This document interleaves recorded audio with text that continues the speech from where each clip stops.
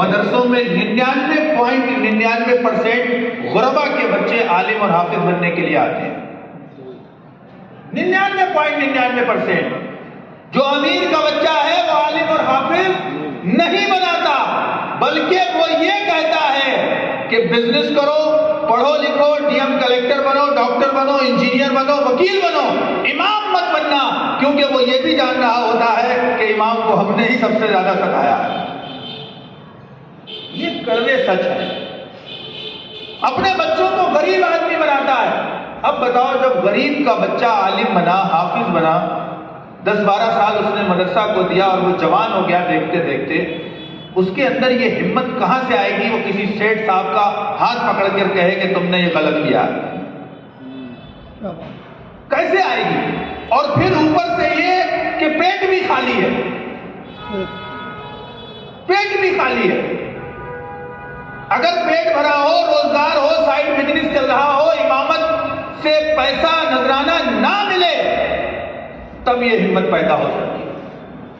تب بندہ کہے گا سنو، ہم امام ہیں، تمہارے غلام نہیں ہیں.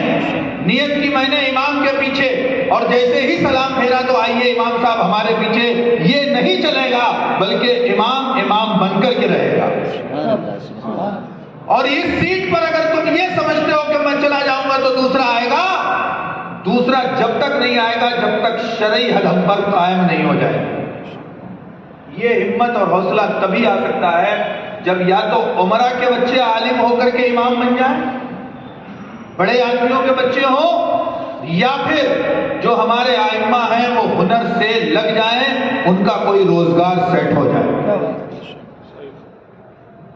کورونا کال میں ایسے ایسے واقعات پیش آئے، خودکشیاں کی، حالات اور معاملات یہاں تک پہنچ گئے کہ بڑے آدمی لٹاتے رہے غریبوں میں، اور امام اپنے گھروں میں سسکیاں لیتا رہا، کیونکہ وہاں کیمرہ چل رہا تھا، فوٹو کھنچ رہے تھے.